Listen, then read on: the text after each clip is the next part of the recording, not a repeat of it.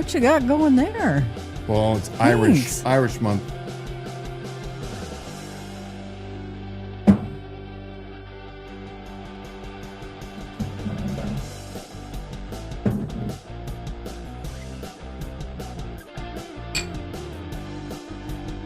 I really want to smoke a cigar up here right now. We'll get that. We'll get that one of these days. Was it Joe Durbin? I think it's Joe. Yeah. Let me double check. Well, he only made almost 68,000 in 2020. Yeah, it's Joe Durbin. He's laughing at you. Well, if I made that little, I'd laugh as well. Ouch.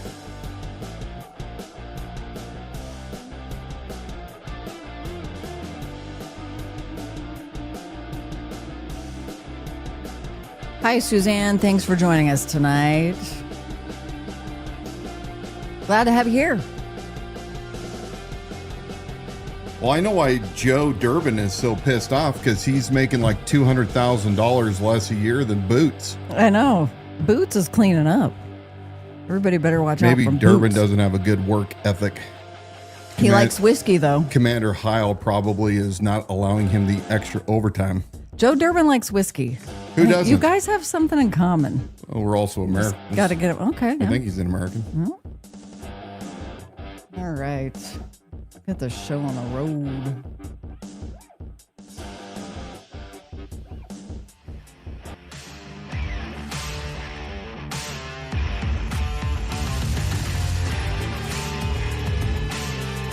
Hello. Welcome to the Liberty Without Compromise live stream broadcast. We are the only live, local, liberty-minded program right here in Kootenai County where we expose the political power players, politicians, social influencers, still exposing power player pastors, even though some of you, I think it's Jeff Pogue, he's over there on the Liberty Without Compromise page. He's laughing again. Jeff Pogue is laughing again. He says, oh my, how far we've fallen. Well, we go from exposing, like sexual abuse in churches to talking about Kootenai Electric. How far we've fallen. I want to know what Jeff Pogue actually does besides run his mouth, the waste of skin that he is. Yeah. He gets to be on social media all day long. Yeah. We are your hosts, Dan and Dawna Wilson. I'm here to screen your questions and comments. You can get involved right there in the comment section or dial that number 208-366-4671. You can text or leave a voicemail at that number. You may even be highlighted on a future show if you leave a voicemail that is worthy of going on the air. If you're watching live, be sure to click the share button right there on your page or profile, no matter which platform you're joining us on tonight. And for those of you listening back on our podcast, make sure to catch us live every Wednesday night at 7 p.m. A reminder to you, Jeff Pogue. Opinions expressed are ours only and not necessarily that of any of our advertisers, sponsors, guests, or affiliates. Tonight on Liberty Without Compromise, we've got a full program that cuts right to the heart of accountability here in Kootenai County. We're starting with a major systems failure at the Kootenai County Sheriff's Office, where a power outage exposed something far more serious. The backup generator failed, patrol radios went down, the Spillman CAD system went offline, and inside the jail, inmates reportedly began fighting in general population. The question is, were they throwing their mashed potatoes, though? The real question tonight is simple. Was this preventable? Some of you argue that it was not preventable, so who cares?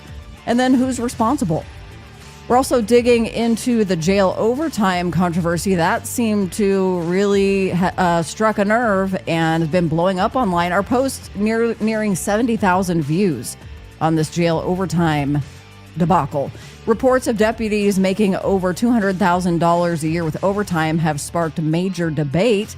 We're going to respond to critics, examine those numbers, and take a closer look at what appears to be a deeper staffing failure after 5 years under Sheriff Bob Norris. We'll also look at private HOA meeting where elected officials like Commissioner Bruce Matari and Sheriff Norris were sitting down with select citizens to discuss the future of Hayden. Now, why in the world did they get access, and why does that matter to you? Plus, John Padula is back in the race for county commissioner. We're going to break down his background, his connections, and ask some new questions about his campaign finances. Some things are looking a little fishy there. We're also going to touch on a local arrest and release that's raising some eyebrows, at least ours, and pretty soon here is going to raise yours, about possible special treatment. This one is of a well-known local businessman. And finally, we're going to take a look at a failed effort in the Idaho legislature that would have required sheriffs to cooperate more directly with federal authorities, and why some critics are still arguing that it should have passed. Maybe they're going to bring it back. As always, we want to hear from you throughout the program. Those comments right there in the chat. We're going to be engaging with you live throughout the show. And now, ladies and gentlemen, and boys and girls, as Sheriff Bob Norris would say, here's your host, Dan Wilson. Hey, good to see you.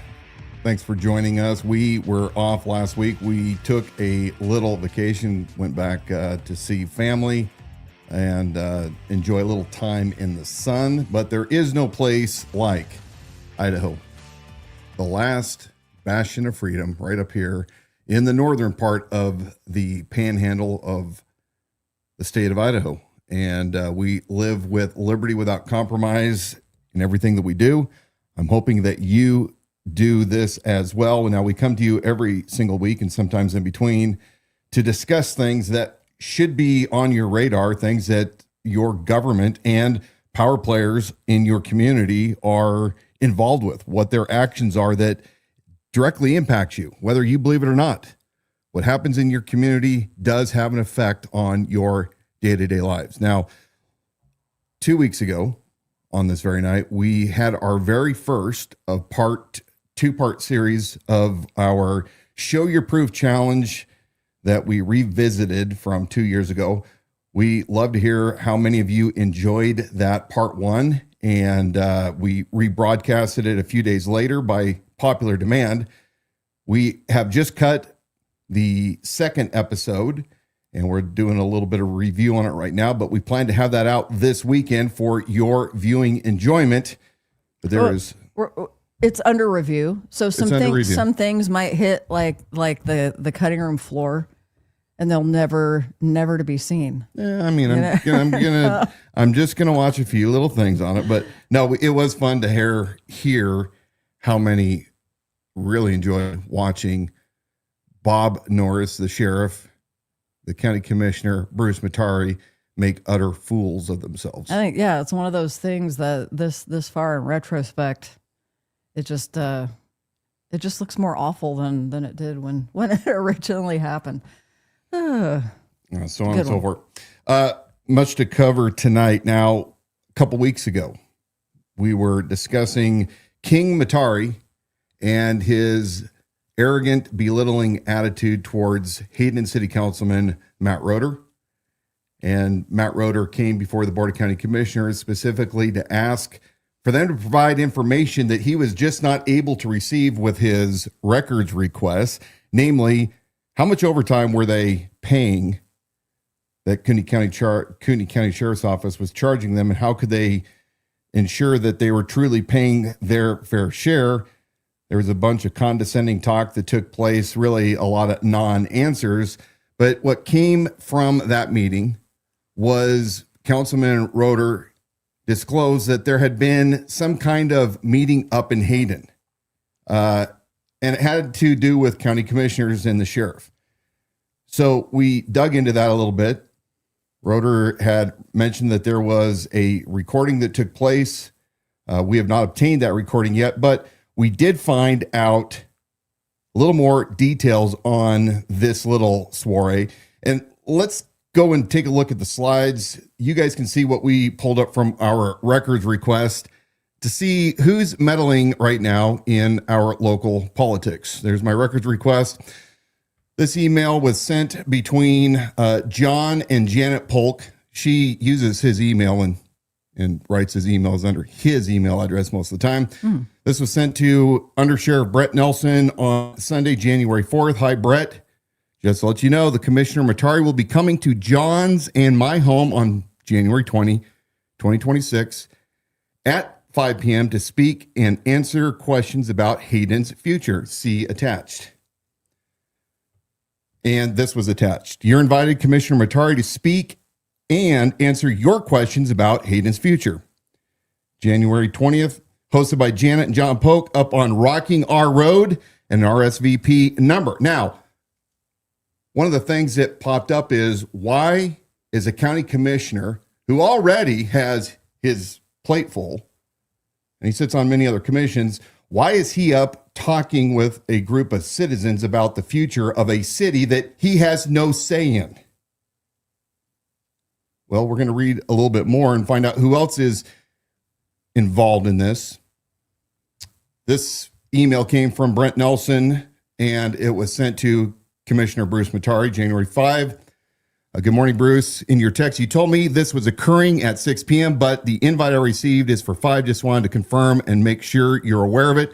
Why am I talking about these little interactions? Because I want to show you that this was planned. These guys, the undersheriff and the Polks and the county commissioner, were planning this special meeting up in Hayden. The city councilman, Ed DePriest, I don't believe, or Matt Roeder, were advised that was taking place. Janet and John Polk, I believe, are supporters financially of Sheriff Bob Norris, and they love Sheriff Bob Norris. Now, there was some biz-baz that went back and forth, but ultimately, listen to what Brett has to say. Janet and John, part of Ed's comment, so I'm going to back up just a little bit. Emails are always done in kind of reverse order. Thank you for making that where I can see it. Mm-hmm.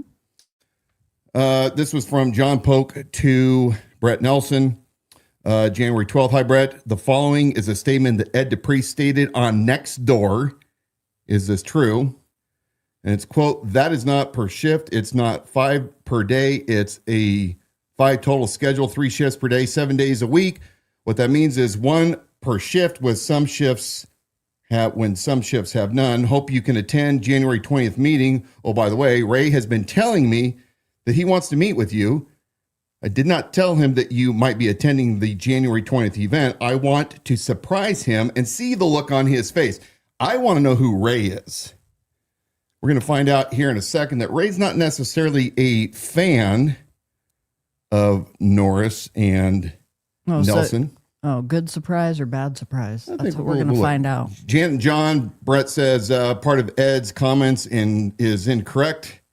And part of it is correct and part of it is not. With the new contract, we have 5 deputies assigned to providing dedicated and enhanced police services to the city of Hayden. That one is 1 deputy for day shift and swing shift Sunday through Wednesday, 1 deputy for day shift, swing shift, and late swing shift Wednesday through Saturday due to increased call volume. There are no assigned deputies in Hayden from 0300 to 0600 hours due to the very low amount of calls for service during this period. During this time, the Hayden calls for service are handled by deputies assigned to the county. I do plan to attend your meeting on the 20th. I'll see you there, my friends. John Polk, good morning. I just found out last night that Ray will be meeting with you on Tuesday. Please don't tell him that you will be coming to the meeting here on Tuesday. Ray is supporting Ed and Matt on this issue. Maybe Sheriff Norris should come also. I know he won't, but that would be really surprising to Ray. By the way, we have 21 people coming. People are really interested in hearing about the future of Hayden. Next time we talk, I will let you know what Ed DePriest texts me about and why he's coming to the meeting. Also, since he will be coming, I think it would be a good idea if you or if the commissioner talks about the new contract stated about the 5 deputies assigned to and providing dedicated and enhanced police services to the city of Hayden. Like you said, part of Ed's comments is correct and the other is not. He's using political terms or words to scare people about the safety of Hayden, in my opinion. I don't know if you know it yet. Ed is having a community meeting at the library on the 22nd to talk about law enforcement. This is boring stuff, but obviously Janet is a busybody, and apparently she doesn't have enough to do, like Tupperware parties or Avon parties. Ladies her age should probably be sticking to that, but she's involved. So we want to know who Ray is. Now, we know that they were hoping to surprise him. They were talking about overtime, some of the other things going on. I'm not going to bore you with the rest of it, but it comes back down to what Matt Roeder was attempting to get out of Bruce Matari, which is he wants stats. He wants to know the hours that the city is paying for. And it looks like Jan and John are working on the sidelines with the county commissioner, not their jurisdiction, by the way. The county commissioner has nothing to do other than agreeing to the contract. But Janet and John were given a copy of, in fact, I should pull that up one more time because this was relevant. And that is, Janet wanted to know, can I share the ICMA 2010 report with neighbors? So basically, this was a study that was done in 2010 on contract cities with the, it's the organization that helps with counties and cities come up with agreements between the different entities. So in this instance, it would be for public service. But Janet and John are trying to work the back roads. They're trying to manipulate things behind the scenes. If you know who Janet and John are, we'd be interested in finding out what other things that they like to get involved with and manipulate behind the scenes, and why they are undermining Ed DePriest, why they're undermining Matt Roeder, and more importantly, what is it that King Matari, and bumbling Sheriff Bob Norris really have in the works right now for Hayden? What are they truly trying to work out? Because we know that it is more than just providing 5 deputies. They got exposed, and we're going to continue to stay on their asses every time they are doing something underhanded. We have been contacted by many of you from local school districts that are feeling the pain of the new contract model that Bruce is attempting to push on every one of you, increasing your school resource officers by a very large margin. Well, where did that come from? Well, Matari let the cat out of the bag when he brought up the now infamous disgraced crook of a sheriff, Lee Baca from Los Angeles County Sheriff's Department. Well, he brought that law enforcement model for contracting with cities for law enforcement services.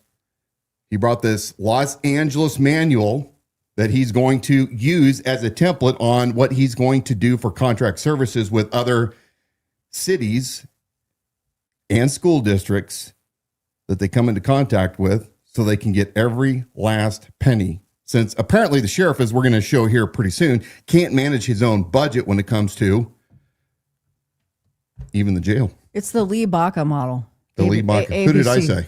I don't know what you probably said it right. I'm not correcting you. I was just chiming in there. Is there any other example of a county nationwide that has a county sheriff and a commissioner, or whatever the elected official is? Because I know that changes names per county. They're not always commissioners. Sometimes they're other things. But Board of Supervisors.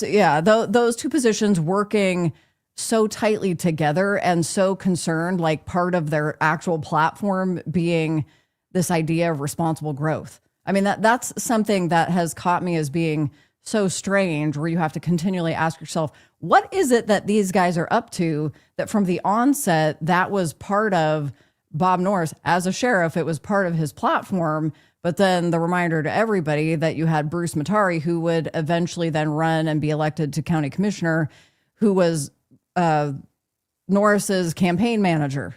And so this idea of it's like they predicted or knew or were aiming for, this is something that we are going to be in the middle of with this idea regarding growth. And then interestingly enough, you got 5+ years later, these two same guys showing up in these, like in Hayden private meetings and HOAs talking about these ideas and whatever their ideals are. But it is like these two dudes are at the center of all of this. They really want to run a metro, which is Bob Norris and his entourage, including Heil and everybody else that's in his command right now, part of the FOP boys, those Fraternal Order of Police, the Masonic frat boys. Joe Durbin's not in on it, though. Well, at 65,000, he probably doesn't make enough. He's not in on it. And here's the issue. it's my belief, as we have seen through some of the other attempted hostile takeovers of other small cities like Spirit Lake, there is a push that Bob needs to continually expand his kingdom in order to get the power that he so desires. We're going to watch shortly a video from the county commissioners where I think Brett Nelson accidentally let the cat out of the bag about crime stats when he was going over the budget. We'll see if you guys can catch this too, but it's all kabuki theater, folks. And so the reality of it is that the cities should be operating as their own entities. And if they need services, they need to pay their fair share, obviously, but the fair share needs to be clearly articulated with the services that are provided. And the model that Norris is using from back east or down in California is not necessarily the same model that Kootenai County also needs to go by. I mean, we are a vastly geographically different environment than Los Angeles is. We don't have urban sprawl. We don't have the city after city after city. You and I, it's been interesting as we have recently been down into Orange and LA County. There are some rural areas, especially out in Orange, but mostly all of Southern California is just one giant city. And we just don't have that model up here. But Norris was pushing very heavily for the surveillance state up here when he put on close to 50 patrol vehicles, these license plate readers, and they had zero policies for how they're storing the data. I think they thought till we caught them that they were going to be able to do whatever the hell they wanted. Oh, yeah. But they got exposed and we got that shut down. So when they talk about smart growth, what they're really talking about is smart city type of stuff. Well, and essentially what I was getting at. To Jen Noel, who heads up Stop Smart Cities in North Idaho, to see what the model is. And these guys are doing nothing to put a bulkhead for the people here for what inevitably is going to be coming down the road. I want to remind you, those of you who joined us since the beginning of the program, make sure to share this live feed to your page or profile so more in our community can join in on this discussion and continue to get involved there in the comments section. I'm going to address a question here in a second, but you can also give us a call at 208-366-4671. You can leave a voicemail there, or you can send a text that gives you a little bit more anonymity. A question, and I think this is good to go back to the basics every once in a while, very briefly. Guy Brummer, who's joining us on Facebook, wants to know, what does the commissioner do? What do these county commissioners do? The commissioner, like your legislative branch of government. We have the three branches, executive, legislative, and judicial. The county commissioners, in essence, are in charge of the purse. They are in charge of the budget, what gets spent. All of the elected offices come before the board with their ask annually for their fiscal operating budgets. And so it is their job to oversee the management of the county and all the other departments. Now, that's not to say that the county commissioners can tell the sheriff what to do, but they definitely control his purse strings. The sheriff is the executive, and then, of course, the prosecutors are part of the executive, and the judicial is the courts. But remember that Bob Norris gave the special deputization, so we say we showed it. It was on our part 2 of the oath that Matari swore for his special deputy status, and you have a sitting commissioner, the only elected official in Kootenai County. No, not even any of the other county commissioners have this. And he's constantly with Bob, privy to all the secret details that a sheriff normally is privy to. And he then also gets to oversee and vote on budgetary issues. And it is such a complete conflict of interest that I've not been able to detect yet in my search anywhere else in the continental United States where a sheriff and a county commissioner have this extra special relationship. To my question there a couple of minutes ago, because if nothing else, you should be incredibly curious about it.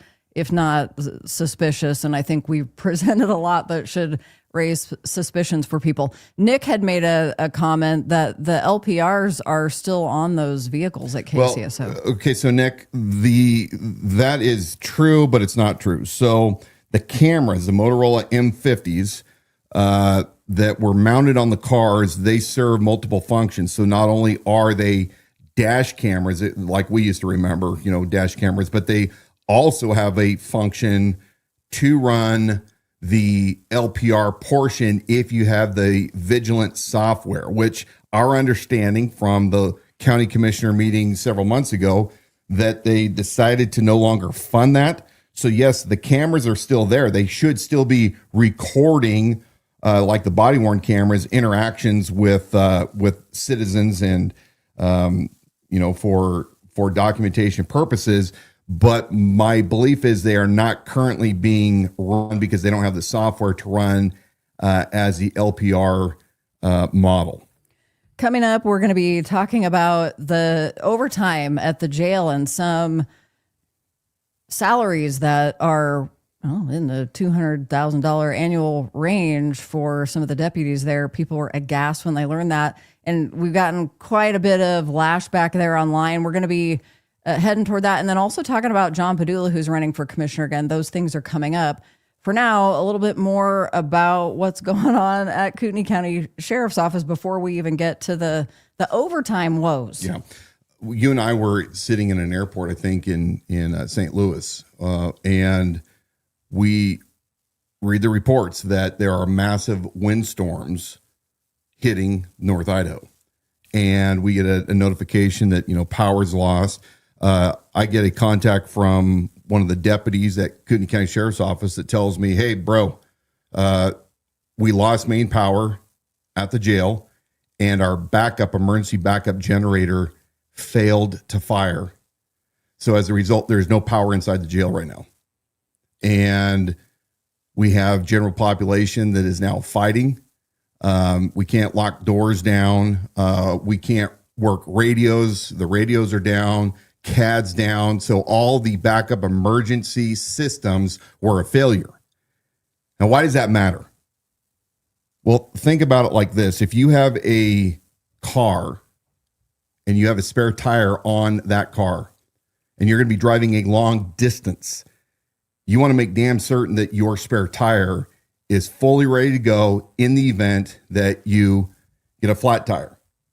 And if you were to get a flat tire out in the middle of the desert, 100 miles in each direction, no service, no cell phone, and you look down and you realize that your tire is missing or it's flat, this spare tire, you're in a lot of trouble.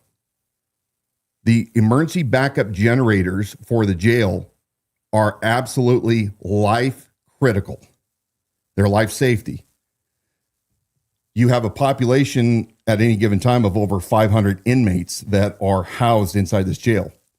And in each area of the jail, there is controlled access. That means the doors.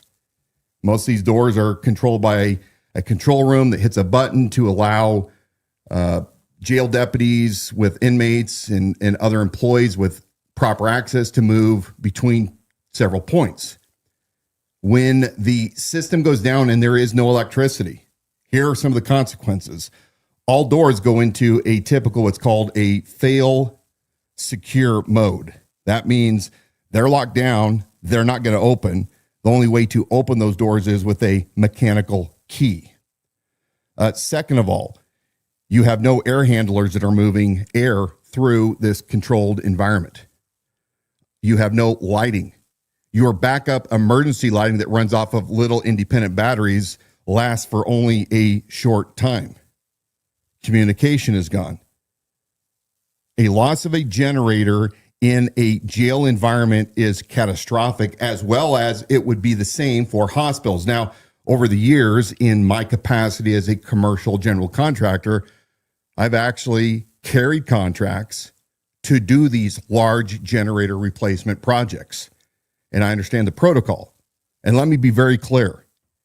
If the organization that is using these life safety backup emergency generator systems are doing their due diligence with their maintenance weekly, monthly, quarterly, semi-annually, and annually, whether it's visual inspections or function tests or load tests. There should never, ever be any time that there is a loss of major power to where these emergency generators fail to fire and operate.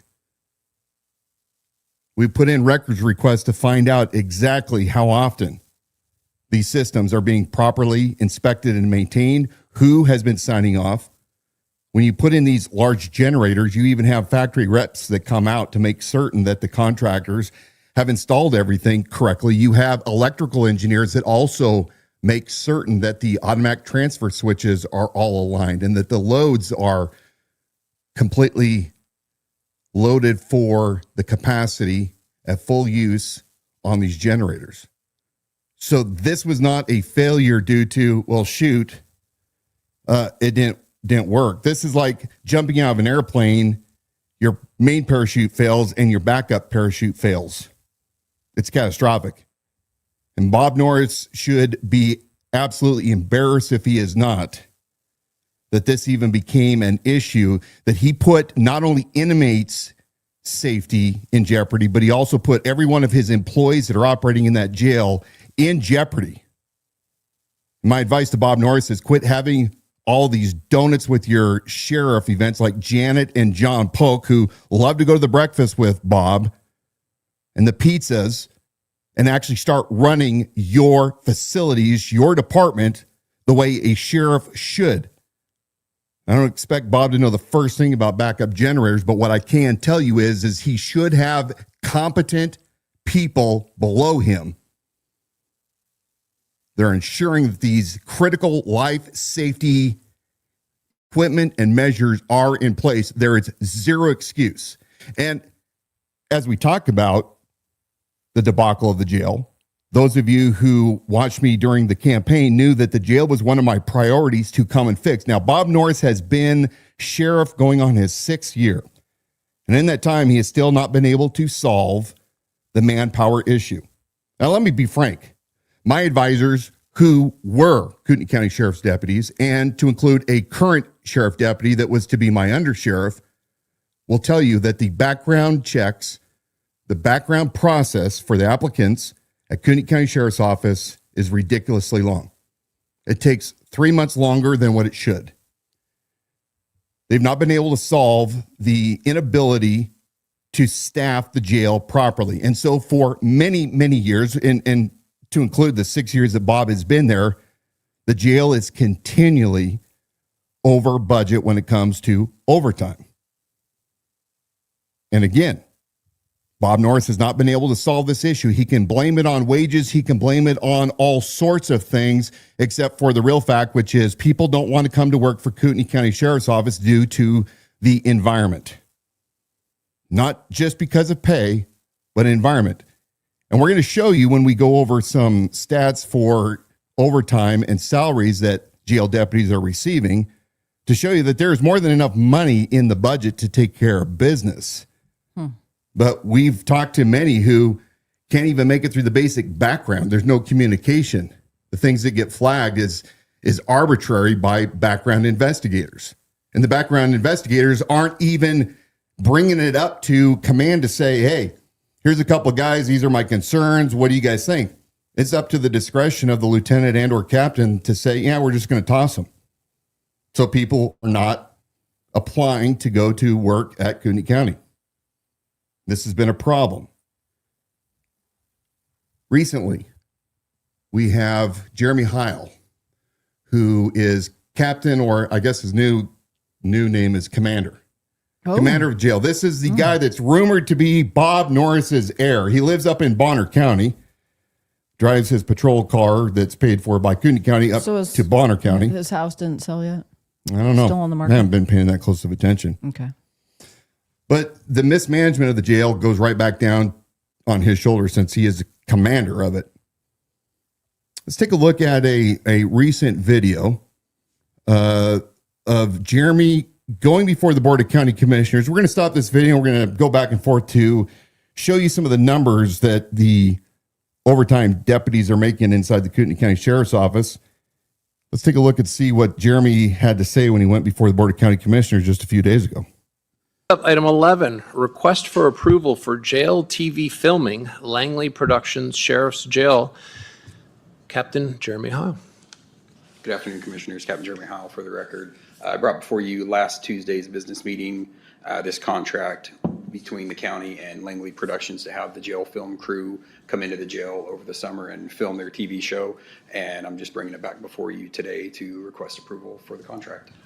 Questions? I have a question. So what does it all entail? Is anybody that's in the jail, are they going to be seen? So the focus will be in the booking area with new arrestees coming in, and the interaction between deputies and the new arrestees, and everybody that is on camera will sign a waiver. If they want to be on camera, if they don't sign a waiver, they won't be on camera. And then it'll be just in the booking area. So manpower won't be manpower intensive, just following the deputies that are already down there. And then I believe I said it last time, but if I didn't, we get to view all of the footage before it airs, so we can make sure that there are no security issues or anything that we don't want on TV aired. Very good. Maybe somebody wants to be a movie star. Well, some of them will become movie stars for sure. Just one question. We're not going to need any additional staffing for this, not one penny of overtime or anything like that? Nope. Okay. If there's no questions, I'll take a motion. I'll make a motion for request for approval for jail TV filming, Langley Productions, Sheriff, Jail. Second. Commissioner Eberline? Aye. Commissioner Duncan? Aye. Okay, let's go ahead and put this on pause. Here you have Commander Hile going before the board saying, hey, we want permission to have Langley Productions. It's a reality live PD type of show. Come into the jail and be there to film what goes on in Kootenai County. Now, look, when I was a patrolman over in Spokane area, we frequently had cops. We had live PD. It is fun to watch these things. I mean, you and I watch these things still to this day. Love it. So no Not issues. against it, yeah. But here's an issue. If you can't control your own jail, if you're blowing through overtime at the tune of $2.5 million with 7 months to go, then maybe you should focus on fixing your frickin' problem rather than worrying about movie crews coming in to watch what you're doing in intake so you can look like hot shit. I mean, literally, the insanity of this. You are down at least 16 jail deputies inside. We're going to listen to the amount that they're asking and how incompetent. Look, at the end of the day, the incompetency is fully Bob Norris.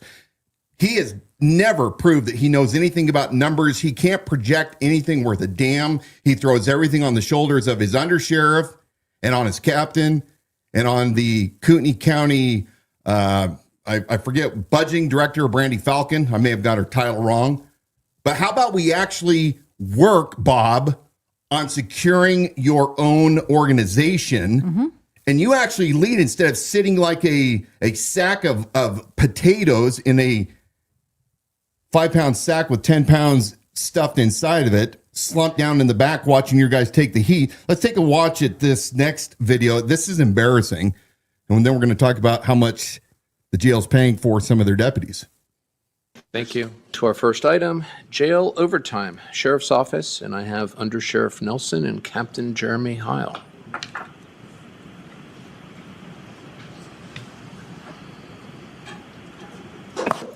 Good morning, Commissioners. Under Sheriff Brett Nelson for the record. We come before the board seeking some clarification in regards to our overtime budget. Obviously, we had an oversight in the last budget year, and we have we underfunded that, and we're seeking some guidance as to getting some funds transferred, if you will, within the county to supplement our overtime for the remainder of the year. Questions?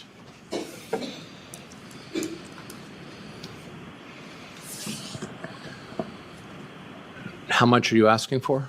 Wait for it. We can look up. I believe it's a total 1.5, right? Here's the commander.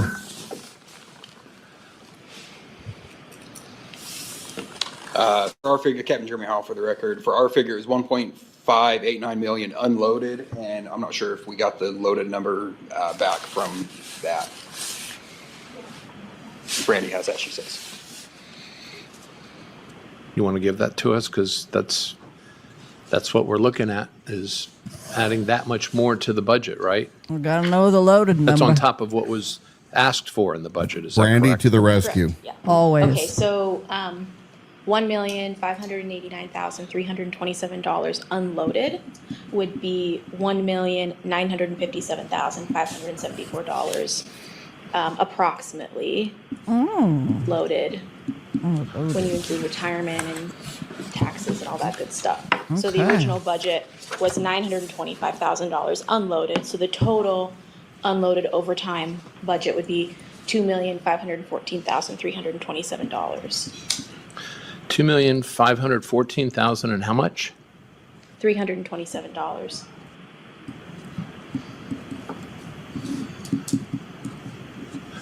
Okay. How'd you guys arrive at that number?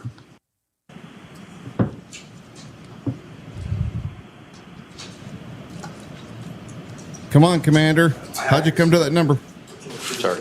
Are you asking for the hours for the $1,589,000? Yeah, it's driven by hours and rate, right?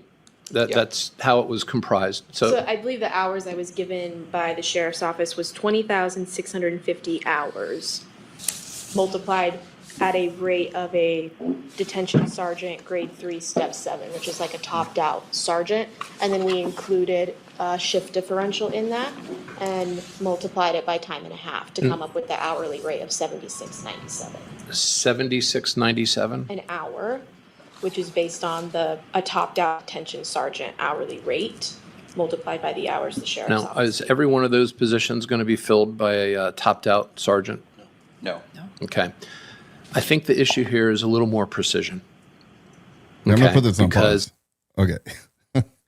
Bruce, I mean, this is one of those times I actually, I agree with Bruce. Can't believe I'm saying that. The issue here is a little more precision. So, Heil, bumbling, he comes to this meeting. He doesn't even have a cheat sheet. He's like Bob. He's a prodigy of Bob. When he Flipping through all the papers, when right? he had to stand up and move, it was like middle school. I don't know what. So you have him bumbling through, trying to say, well, we need more. How much you need? Well, 1.5. Well, it's like going to your dad and you tell him 1.589 million. the better news first So, and save the bad news for Brandy last. has to come up and she says, look, just the cost, the payroll cost is for the overtime payout to the employees, 1.589 million. When you load on all of your burdens and your taxes and stuff that all of us employers get to do, you're up to 1.957. And then fully when you have retirement and everything loaded, you're at 2.514 million, I think it is. 2,500,000 at least. Now, here's the funny part, okay? They have 7 months to go left in their budget, Yeah, okay? Here's another thing. got to think about that. The other thing is that if you just caught this, and Bruce is about ready to chew some ass on this, Okay. they're saying, well, how did you come up with the amount of hours that you need in the dollars?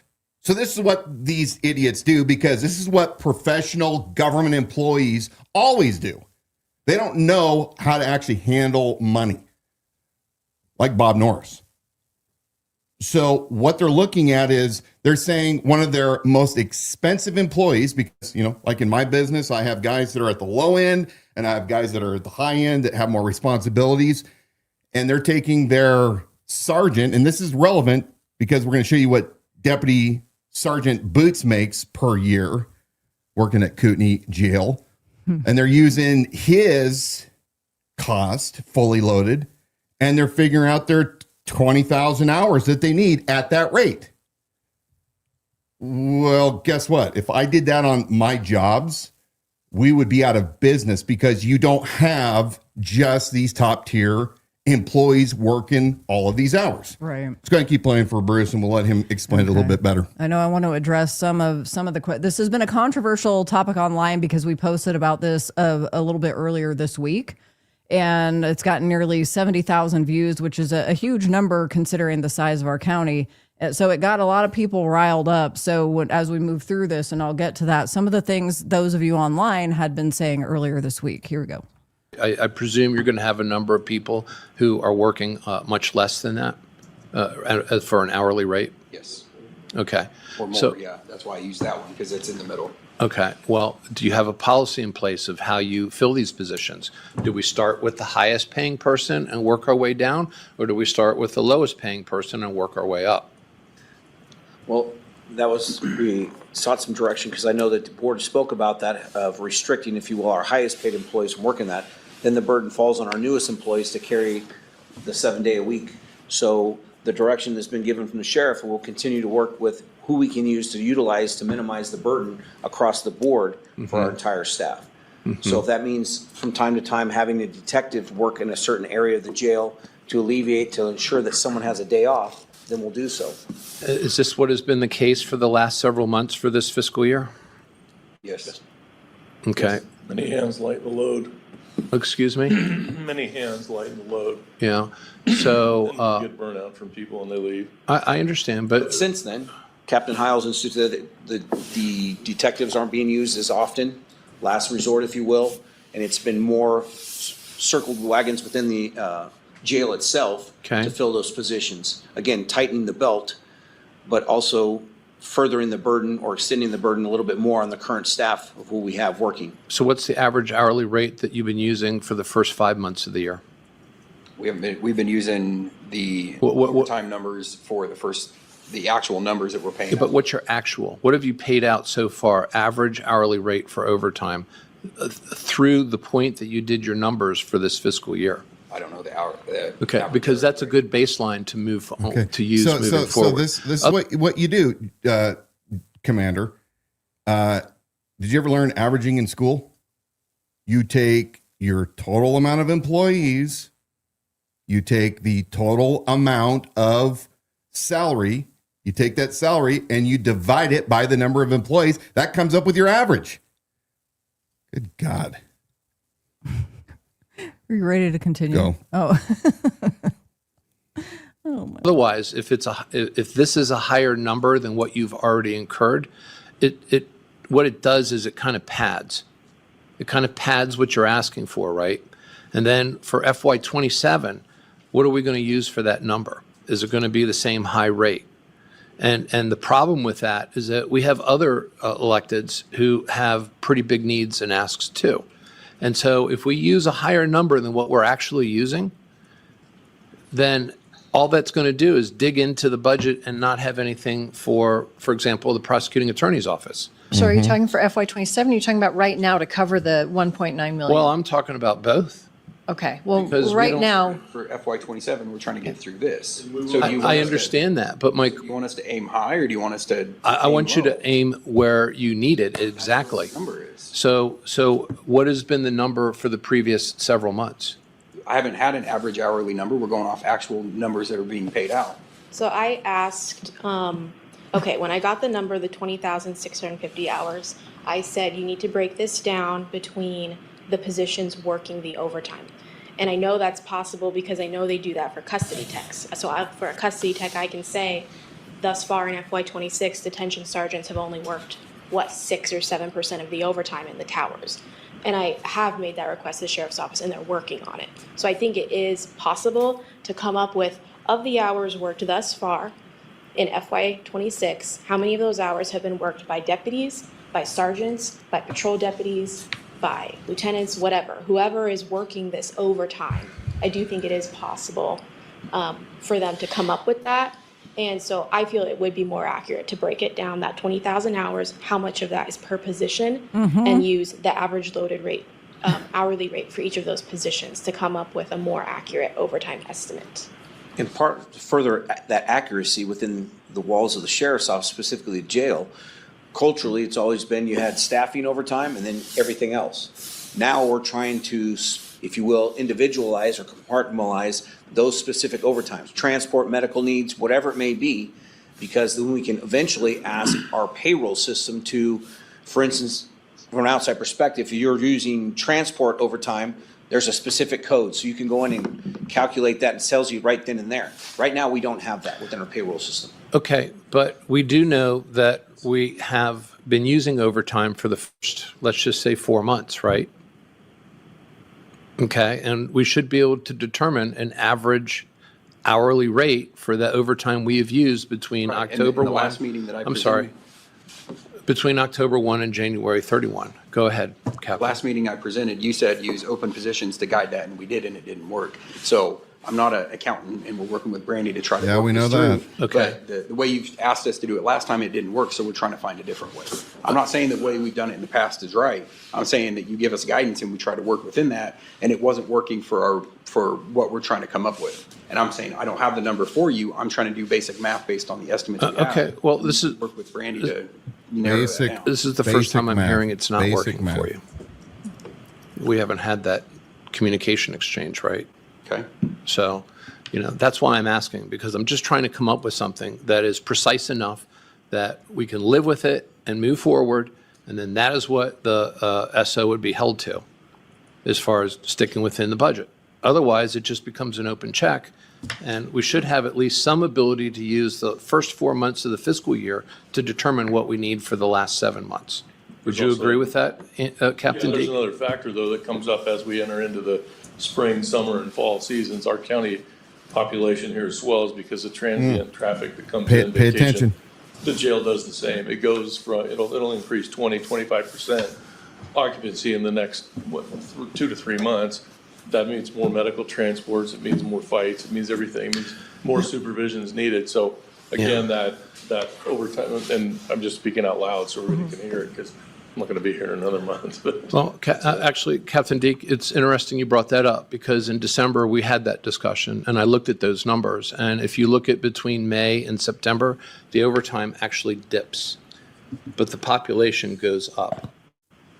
Because Commissioner Duncan suggested that might be, a reason for more overtime was with increased population.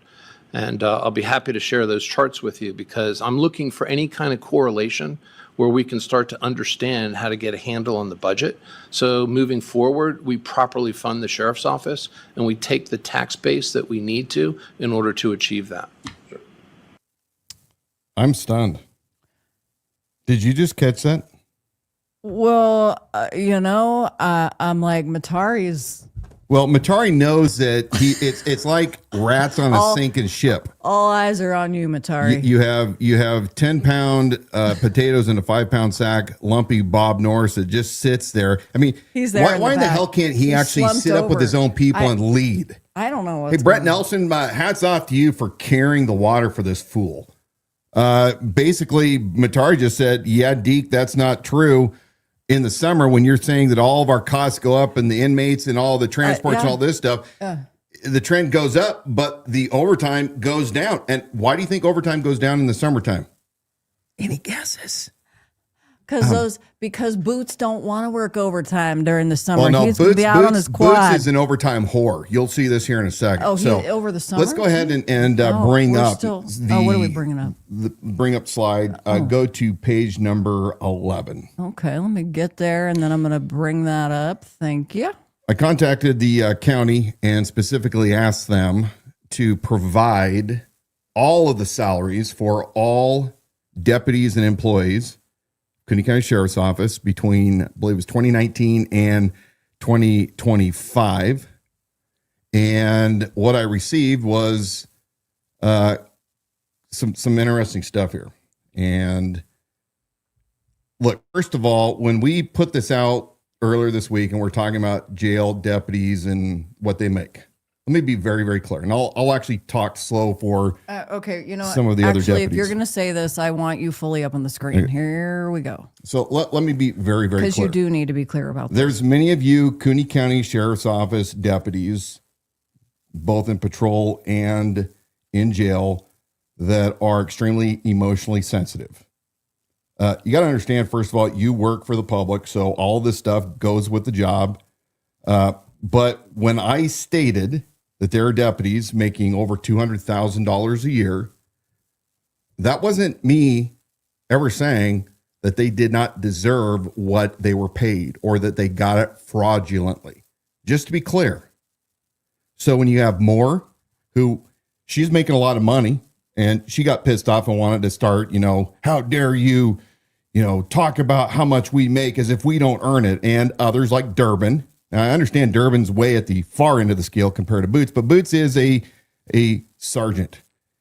And I'm going to go to page, it's number 15. Page 15. Actually, let's go back up. Let's see. Where do I Okay, want to well, go? we're looking for the pages. You guys can continue Go to page 12. Participate there in the comment section. I've set a lot of those comments aside because there's some really good ones coming in. So we are keeping an eye on those and just keep the conversation going. What I want to say is that I received 5+ years of these earnings report, and we understand that 5 years rates go up, people make more money. But I want to be explicitly clear that while the jail budget from 2019 through 2024 increased by about 33%, give or take, you have guys like Boots, Sergeant Boots, who increased his income by 46%. We're going to go over about 7 pages, and I'm going to show you real quick. It doesn't really matter. Again, this is not to bag on any deputy that is working. Just to be clear, off limits. Good. Say it again. You may not like the fact that some of these guys are making a hell of a lot of money, but they're doing it honestly, and that's the terms that they agreed to when they went to work there. So I'm going to say it one last time. There's no animosity towards deputies that are making above $100,000 a year working in the Kootenai County Jail. But here is the bigger problem.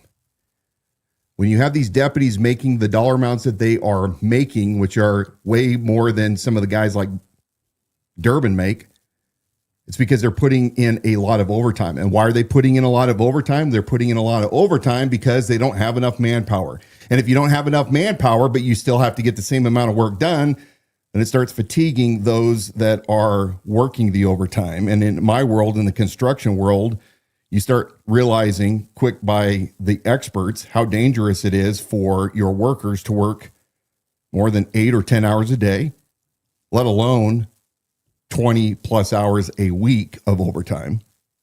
The body will eventually break, and it puts the county at risk because of the dangers that they're associated. I mean, I look at the pilot from Huntington Beach that crashed his helicopter.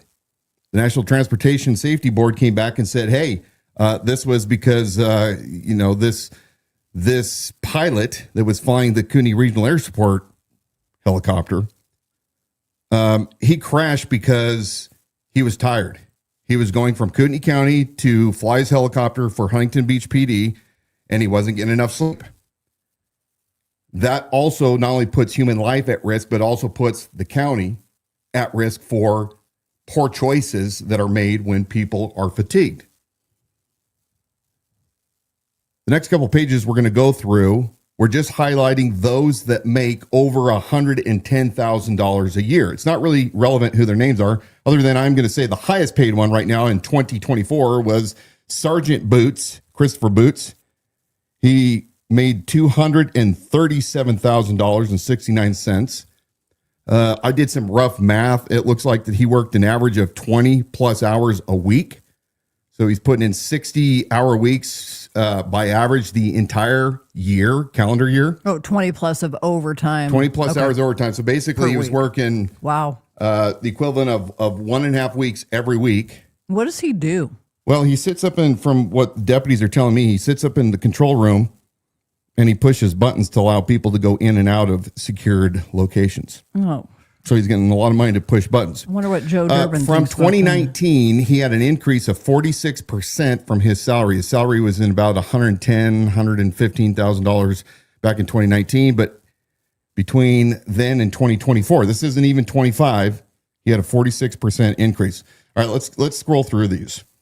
There's Cox, $119,000. Eckelberger looks like 118. Ellis, 131. Giles, 122. Heavey, 119. Hinchy, 133. Hova, 112. Heil, 128. Of course, he's a captain, so you'd expect him to be up there. Johnston, 188. Kerfoot, 124. By the way, Mike Bauer really doesn't like Kerfoot. What page are you on? I'm on page 14. Okay. Kadowski, 121,000. Going to the next page. Law, 111. Lilliflorn, 120. Malcolm, 144. Maurer, 120. May, 124. May, 136.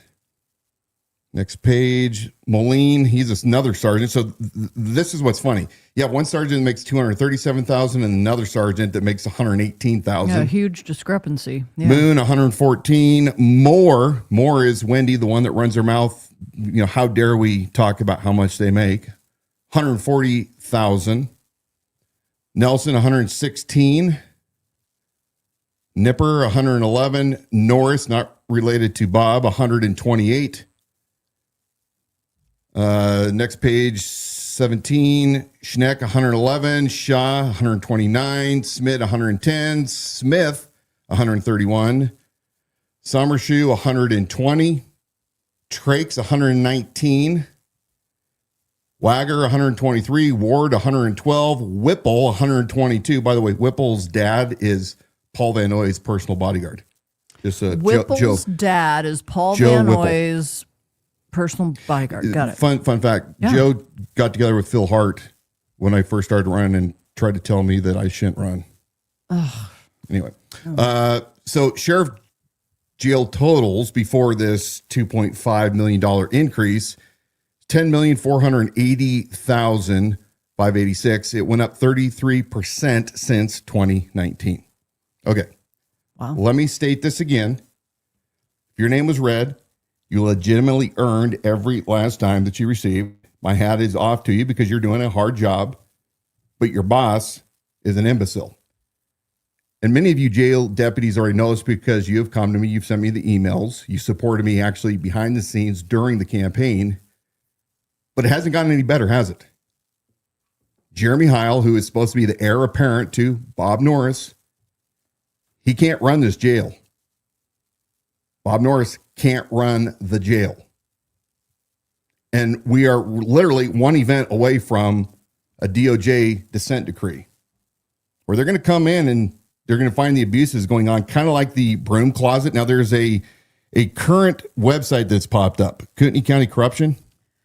Yeah, I'll get a QR code for that. But yes, they've...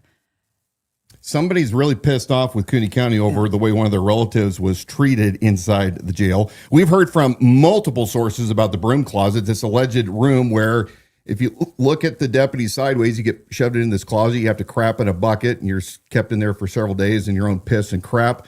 I don't know if that's true or not, but I have heard it from multiple different sources. Could be an urban legend. But remember, Paul Tanaka and Lee Baca were indicted and went to federal prison over what was going on under their command inside the jails. The DOJ doesn't play around when it comes to jail safety of inmates. And it is morally, look, you can have the biggest dirtbags in the world inside your jails. It doesn't mean that we treat them inhumanely as much as some of that bugs us. There's some pretty heinous dudes that, justice probably isn't as harsh as some of us would like it to be, but we have an obligation to care for humanely those that are in our custody. What do you guys think? You got that QR code up there? Oh, I'm working on it. All right. Yeah. Some of the comments, I'll get the QR code for that website. It's Kootenai County Corruption. You can follow them on Facebook. The website is KootenaiCountyCorruption.org. And I'm going to put that QR code up on the screen, but it's hard to talk and type at the same time. One of the things I wanted to get into is some of the top comments on this post, but because it got a lot of views with this topic of overtime at the jail, it was very polarizing. Mm-hmm. So you had people flat out pointing out this is a failing of leadership. There's you, whose position has always said like staffing issues are really, it doesn't come down to pay. It's a culture issue. And that's something that you've said for years. Yep. One of the comments online, now I feel like I'm looking at the, now I lost my spot. But one person was saying in the long run, it's cheaper for the county to pay the overtime than it is to hire and train new deputies. When you look at pay, benefits, insurance, workman's comp, all that. So that may be true, but that is not sustainable long term. I mean, humans can only endure so much before they burn out, they quit, their health is impacted. I mean, even guys that are working, think about that. You're working inside a box for 8, 10, 12 hours, 16 hours a day. I mean, but in my model, we do not work overtime unless absolutely possible. We hire accordingly, because if you don't, you will burn your people out. It's not fair to them. You're not being a good employer, and it's not a good return of investment for the taxpayers who are paying Bob Norris to run this county efficiently. He knew what he was signing on to. He says that he ran these large contract cities, right? He's the expert. And yet, do you see him up there sitting around with his people leading? Nope. No, not only that, why are we trusting the same guys that are coming in asking the commissioners for a $2 million shortfall for this overtime, and they can't even speak to what an average number is if you take every overtime employee, your top paid to your lowest paid, and say in this first quarter of this year, what is the average hourly number? And I mean, this is like middle school. This is because you have career cops who are really good at being cops, most of them. They don't understand anything about business or the science behind things. But yet these are the guys that are coming into the commissioner saying that we have not managed this budget. This is how leadership. It's leadership. But it's okay. And then I see all of these people. This post was polarizing on Facebook because you have so many defending it. And I'm saying, look, take the whole Wilson Norris thing completely out of the equation as to who has a bone to pick. This is like basic guys who can't even give you an average hourly number for overtime in the first quarter are coming in and asking $2 million, which falls on the head of the taxpayers. That's you, the same you that's defending it in this argument. Like I don't understand the position of continuing to defend that. Like you said, I understand it in the short term, but fix the problem. Yes. And Norris has had now over 6 years to fix the problem. Look, it's absolutely disingenuous when we argued this during the campaign. You have no experience. How dare you? Well, are you seeing experience from a guy that's been 30 plus years only behind a freaking badge compared to not just me, but there are other men that run for office that have backgrounds in business. Bruce has a background in business. At least he can talk somewhat coherently. The problem is Bob Norris, at the end of the day, is 100% responsible for the men that he picks to be his captains, to be his undersheriffs. And I'm not bagging on Brett Nelson, just to be clear, but these guys are a reflection of Bob and his administration. And Bob's not sitting up there with his people. He's not taking the lead because, number one, he doesn't know how to do it. Number two, he's not going to be on the hot seat any more than he has to be. And he's not leading his people. He's allowing them to take the heat. Bob should know those numbers inside and out. He should be able to have an executive summary right here to say, commissioners, it's after 6 freaking years, you should understand what the budget requires and what questions are going to be asked by those that are approving your budgets. But you guys, all you great Republicans in the Kootenai County Republican Central Committee that put your stamp of approval, remember that you guys endorsed him twice. You own this. You own the incompetency. You own Bob Norris and the extra taxes that this county is going to be required to pay now because of his incompetency. And unlike me, who said we need to have a forensic audit, not just a regular audit, but a forensic audit from top to bottom of this entire department to figure out where the waste is. That's not even on their radar. Every freaking year they ask for more and more and more, and they're not denied. I feel no sorrow for the predicament that Bob Norris is in right now.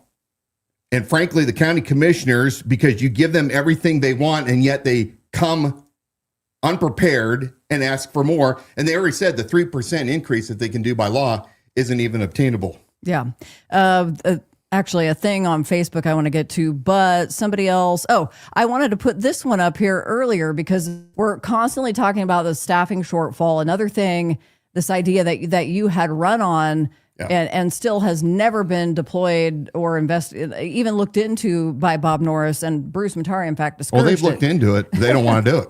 They don't want to do it. But yeah, Milepost joining us over there on YouTube says, anybody think about reserves or retired lieutenants and bringing those guys in to cover the gaps? Like we talked about in the Show Your Proof when they were attempting to, screw up my original announcement by saying that you couldn't do the reserves. You absolutely can.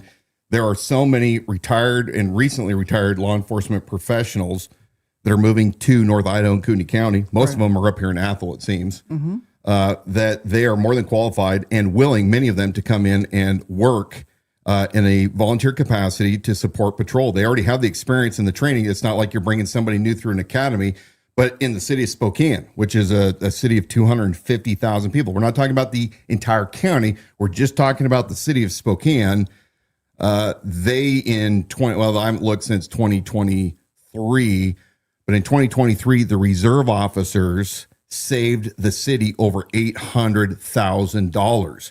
And yeah, I mean, it's absolutely unbelievable that Norris is incompetent or allowing his Masons, the Fraternal Order of Police boys, the deputy sheriffs that he surrounds himself with, to dictate to him that they don't want reserves, because God help them to have somebody come in and actually be competent to do the job, because then it makes them look like Jeremy Heil.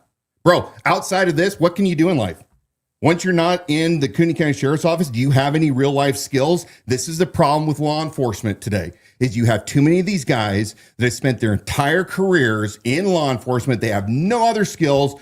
They're in a tunnel. They only see things from their own perspective. And it's a massive ego echo chamber for a lot of these guys, and they get out into the real world and then they become realtors. Yeah, so was Heil the guy that couldn't do the math, couldn't find an OT average? I just wanted to call back to that. So the other defense about you just can't, Norris can't fix the staffing problem because he can't pay scale is hands down the issue. He can't fix it because he can't get more money to solve that problem. Bullshit. But we've had comments like this, and I know you have had many other conversations in this vein. But we had Brandy Lee shared a comment with us on this post on Facebook, and she said, so hang with me on this one because you're going to see where this is going. She says, I have a background in LE, canine, and healthcare. Very fit woman. I applied, was in background for months, never had a background interview, just got an email saying I failed background and can never apply for KCSO ever again. She says, I'm stumped. I don't have a criminal record. I've never done drugs, never gambled, no drinking or smoking, 3 kids, no bankruptcy, just a little bit of college debt. I don't know. It's unclear why. But if the lack of communication is any indication as to how they do it, it might be difficult to fill more deputy positions. They're missing out on great applicants. So that's one perspective, and we've heard that over and over. They again. are, and with hearing directly from those inside, the background process taking 6 months is ridiculous. It does not take 6 months to do background. You're inefficient. You should be able to do those backgrounds in 90 days and to get people processed. So yeah, you're right. If people are going to come out and they're going to come to the Pacific Northwest or to the Inland Northwest, and they're going to say, hey, I'd love to work and live in Idaho, but Spokane or City of Spokane can process me faster, process me and give me a job offer, they're going to go there.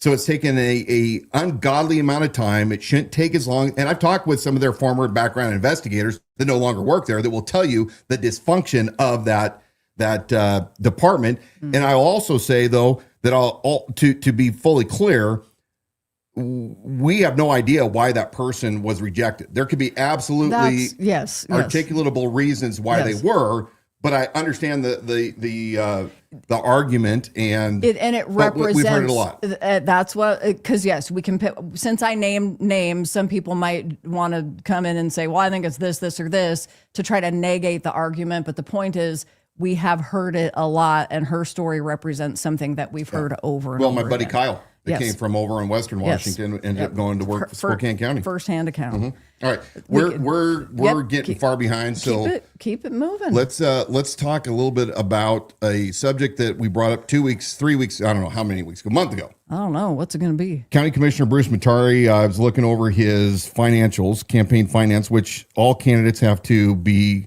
completely open door. Everything has to be transparent. We know who contributes to every candidate. We know what they spend their money on, if they're keeping their books correctly. And as I was reviewing current county commissioner who's running again right now for county commissioner, Bruce Matari, we discovered that Traffic Corps and Ground Kicker that are owned by the same couple illegally gave too much money to Matari. He knew better. He knows both these individuals. He knows the law. He tried to let it slip. We took it to the Secretary of State, who took it to the local election board, election office, and he was allowed to amend the maximum donation for the primary and move it towards the general election. And I brought up the question saying, well, how does that keep anybody honest? Because if you don't go past the primary, can you theoretically use all of the money in the primary if people double dip and give you more to give yourself an unfair advantage to win a primary? Because you can say, well, I got it, and expend your funds later down the line. What does that do? I mean, there should be a limit to say, until the primary is done, you don't take any general election funds, period. That's personal belief. I still don't know the legality of this. They're telling me it's legal to do. So they allowed Bruce to amend his earnings report and to move the illegal contribution to the general election, even though we're still in the primary. So I was looking at County Commissioner hopeful John Padula, Pastor John Padula, the former felon, because I guess he got a pardon, so I guess we can't call him a felon anymore, but he was a felon. You get pardoned by Trump? He ran in 2024. He ran under the Republican ticket, and he did not make it past. He didn't get the KCRCC endorsement, by the way. The deputy sheriffs have now come out and endorsed him after they told him last time that they didn't endorse him because of his felonious past. Okay. So right he didn't get the KCRCC endorsement this time. He I don't know. Oh, we don't know yet. But the Fraternal Order of Police boys, the Mason boys, are the ones that have come out and endorsed him. That was a side note. Okay. All right, so let's go to the next slide.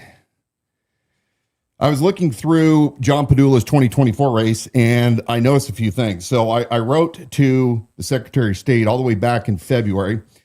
Upon reviewing the 24 campaign finance and expenditure filings for Kootenai County Board of Commissioner candidate John Padula via the online Idaho campaign finance portal, I have the following questions I hope you can answer. John Padula ran for Kootenai County Commissioner in 24 as a Republican, but did not advance to the general election.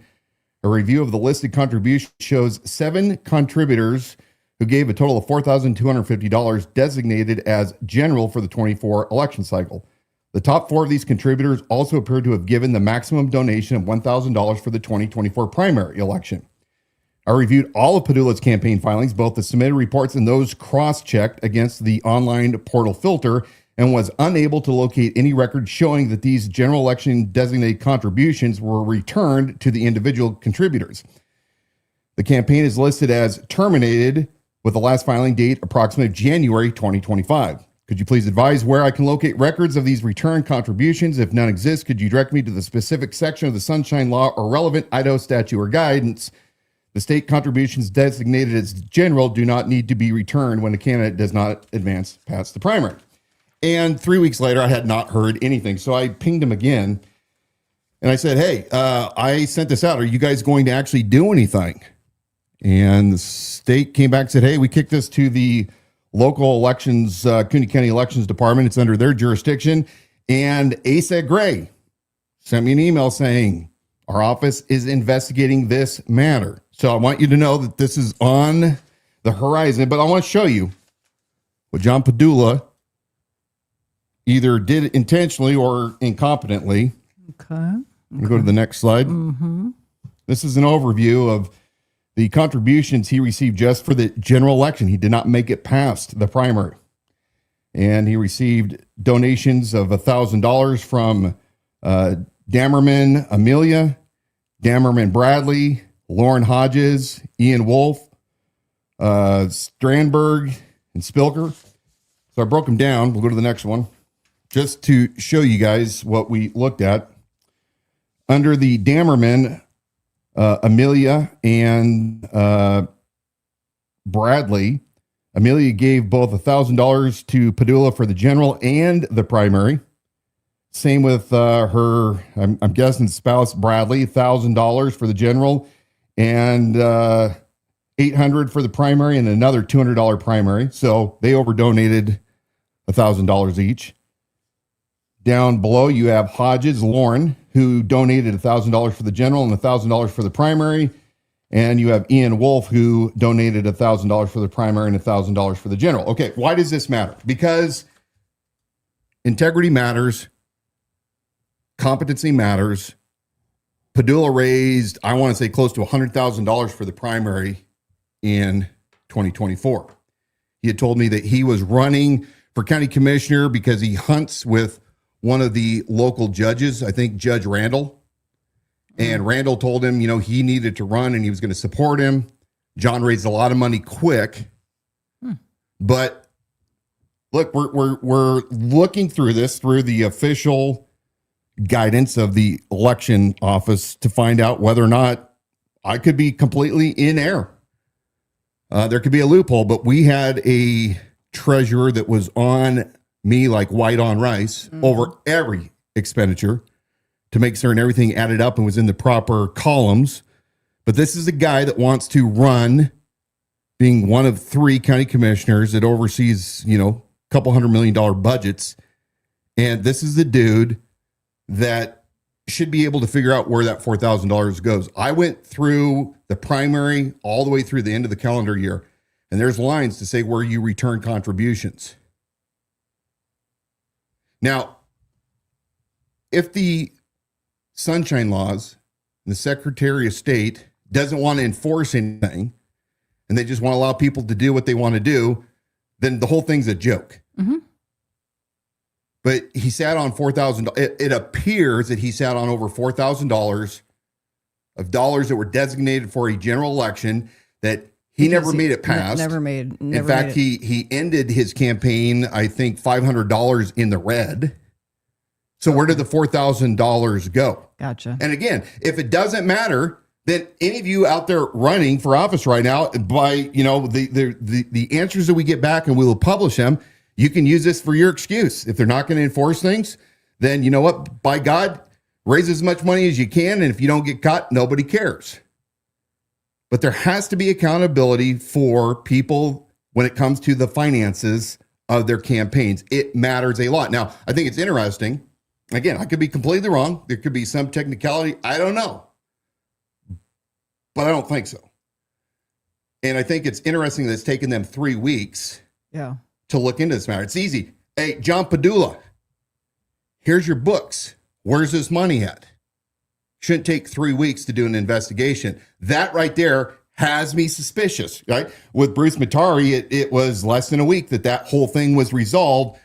But we have now 3 weeks with Padula, and I want to know why that is. Now, as I looked at the online local county officials and candidates running for these official offices, I noted that John Green, who's running for county commissioner for Mark Eberlein's seat, Mark's not going to run again, apparently has $0 raised so far.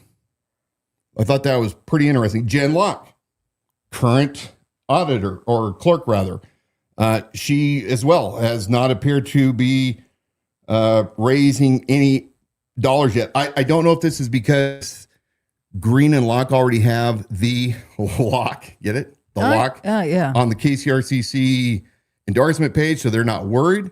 Yeah. But all this is very, very fascinating to me. And again, as we talk about liberty without compromise, your liberty is directly tied to those individuals that are running our government. And it's not what you preach, it's what you tolerate. My question is, what are you guys as tax-paying citizens right here in this county, what are you willing to tolerate? What are you willing to tolerate with the out of control Kootenai County sheriff's office budget? What are you willing to tolerate when it comes to power player pastors that cover up sex abuse, not only of their own daughter, but other congregants? You see where I'm going with this? Interesting. I think until it is personally painful enough, until somebody's coming and pulling the wallet right out of your back pocket. Indeed. Yeah. All right, let's move on. We received a tip right before we left out of town, and we'll pull up that slide. Mm-hmm.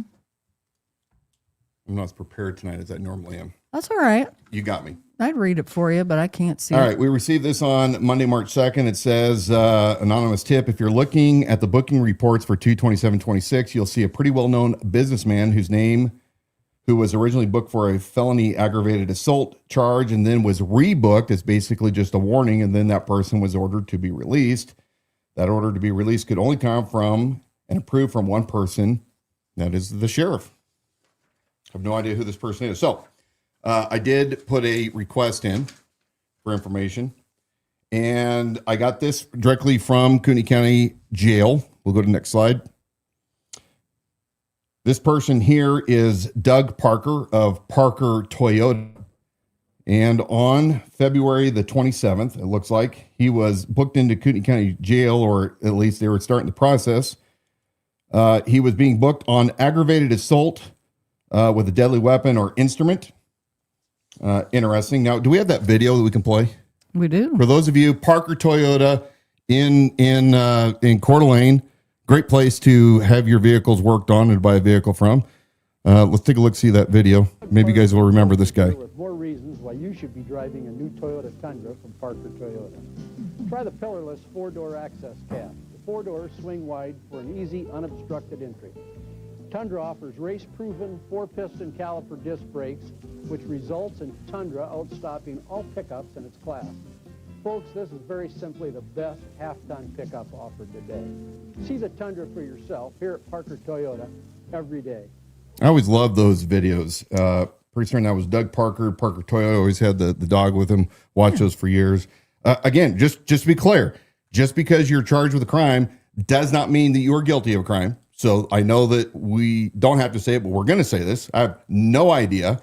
That's for a court to decide and prosecutor to determine whether or not they're going to prosecute. But I was curious because when people send you an anonymous tip, there is a reason they do that. They know something that we don't, that we should know, right? Equal protection under the law is always the goal and the requirement in this state and in this country. I put in a records request to Kootenai County Sheriff's Office, and I specifically asked them for this event under this incident number. I wanted to know, I wanted them to give me the body-worn camera footage of the arresting deputy, the CAD log, which dispatch keeps a running log during the entirety of the call, the incident report, and finally, any body-worn camera from jail deputies, because I wanted to see what was happening when they were getting ready to book Mr. Parker in. And I was denied all that. Oh. I was denied all those records. In fact, we'll go to the next page. Next page. Mm-hmm. Next page. There you go. When they denied my request and they put some bogus code from Idaho as to why during the investigation they don't have to provide anything. Remember that in a CAD log and a arrest report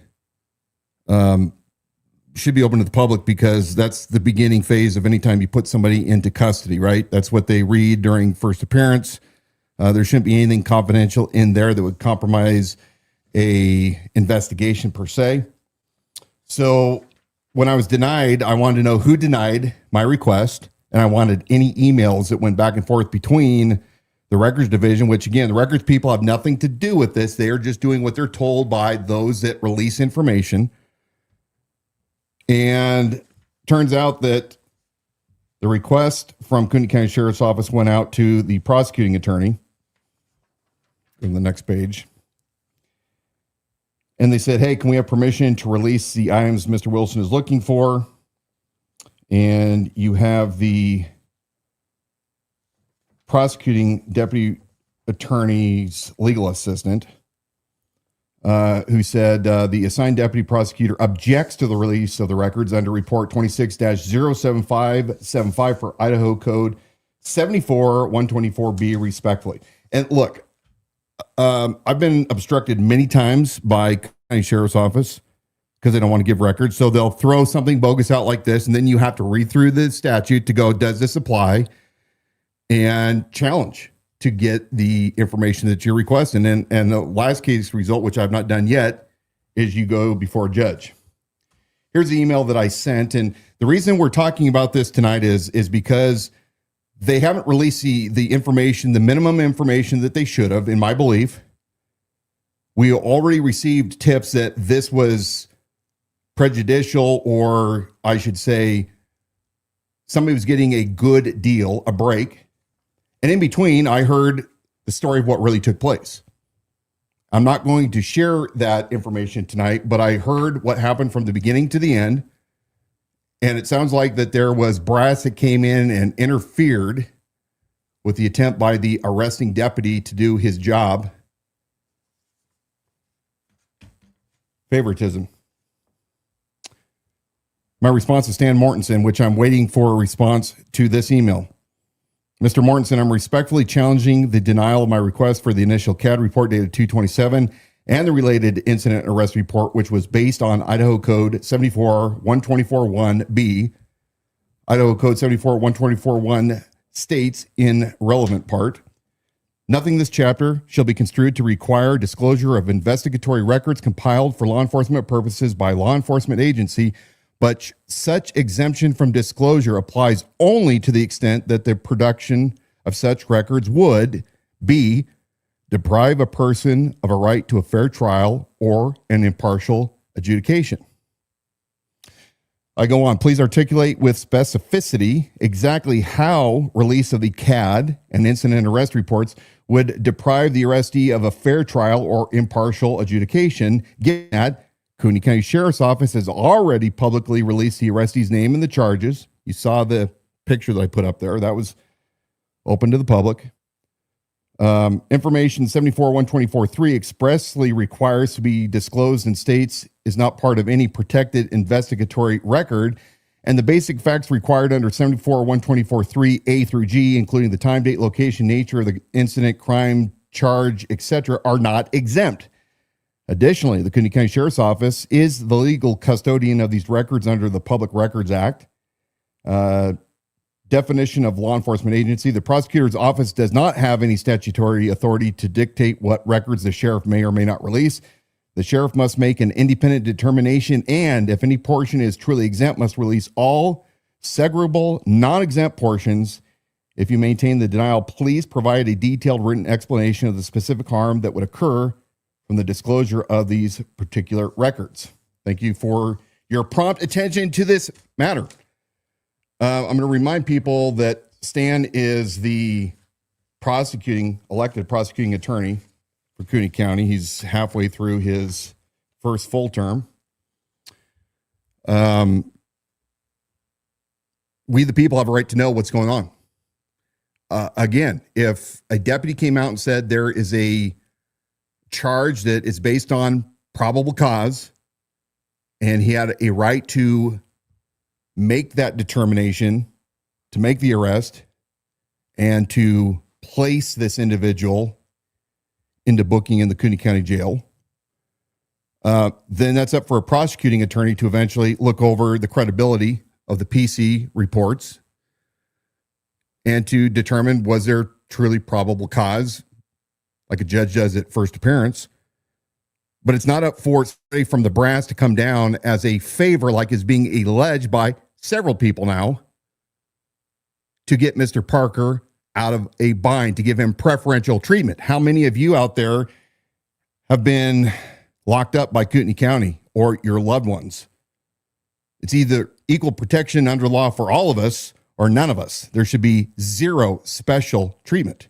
Again, we're still investigating this, but it would have been great had Stan Mortensen and his office released to me that first incident report. We probably could have cleared things up very quickly, but we want to let you guys know, with everything else that goes on with Kootenai County Sheriff's Office and the debacle that we have been spending the better part of an hour looking at, this is just one more instance of dysfunction in the way the pay-to-play Bob Norris runs. Again, there may be a great explanation as to what's going on, but we're not going to allow anybody to cover up this incident if there is an incident that they're attempting to cover up.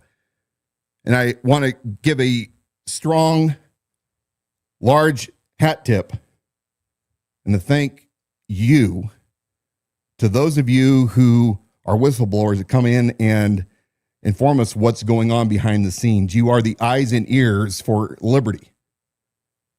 If you have a tip that's credible that you want to send to us, you can always send it to info@libertywithoutcompromise.com. It's our preferred method that we can review it.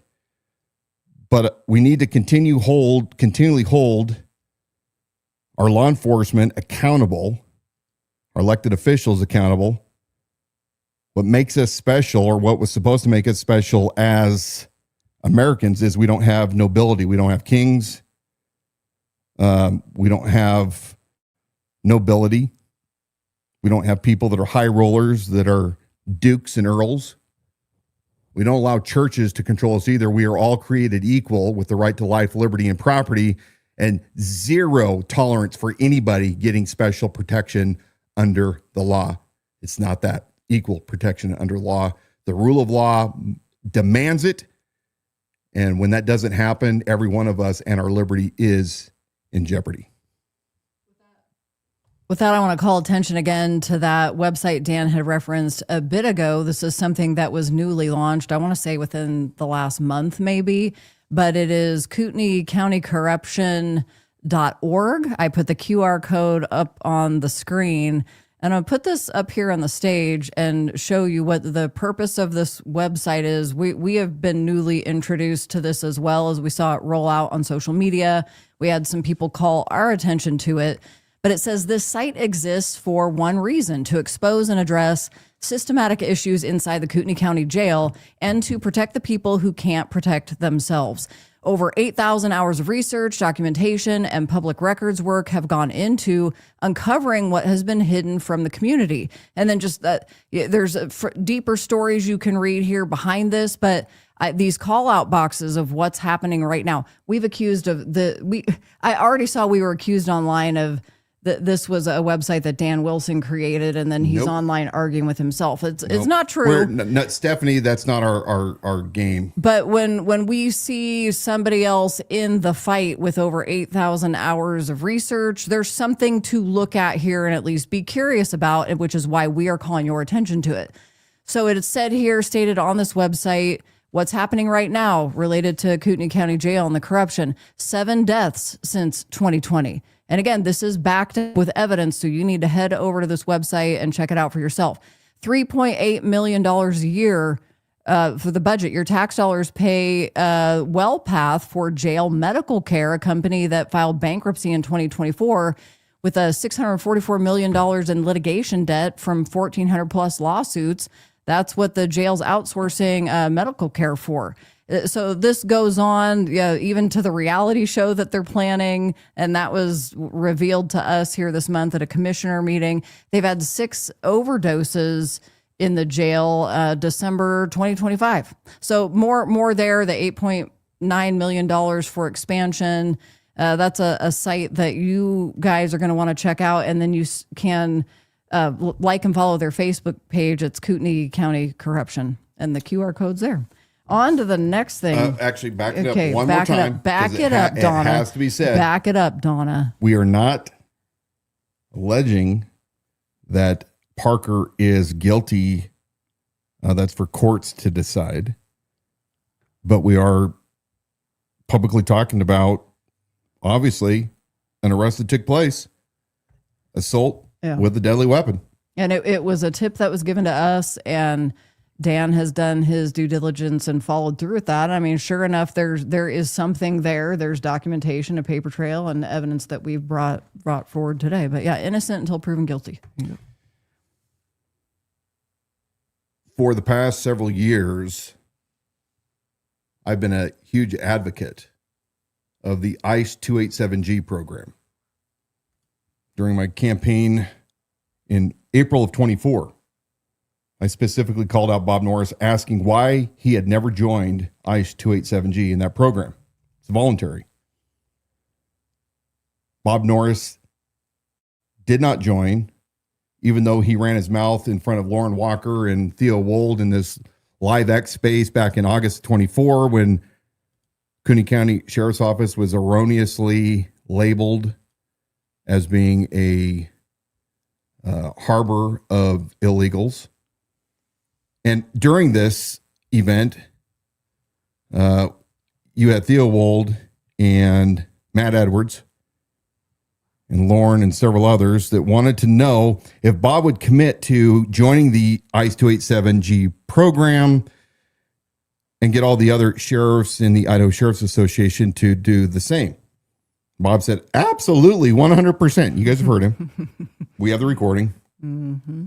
They proceeded not to do anything until August of 2025, so over a year later. Now, he didn't even know what the ICE program was. We know this because of my records request where Captain Commander Heil had to contact Seattle Homeland Security to ask him, hey, what is this ICE 287G program and how do we get involved?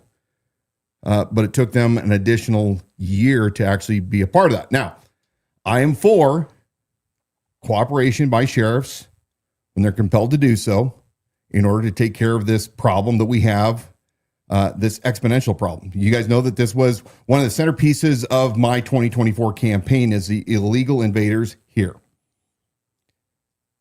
So recently, the Idaho State Legislature, which has been doing a lot of these feel-good bills lately where there's not a lot of substance, they're kind of window dressings, make those that aren't principled, those that are conservatives because it's my tribe and sound bites sound good and my Instagram stories are awesome and, by God, we're going to take this country back and God is going to be the God of us and we're not going to deal with Muslims or any of these filthy, dirty, rotten people. And you're not principled because you don't understand the limits of the Constitution, which is still the rule of law that we're supposed to operate under. And they do stupid things. Remember the flag law last year? Illegal to fly a pride flag on any government property. But by the way, after all this, they forgot to put enforcement and penalties in there. This same legislature attempted to pass this House bill, and I got a lot of pushback because I agree, not for the reasons necessarily that they put out, but with some of the sheriffs down south that said, well, let me read the bill.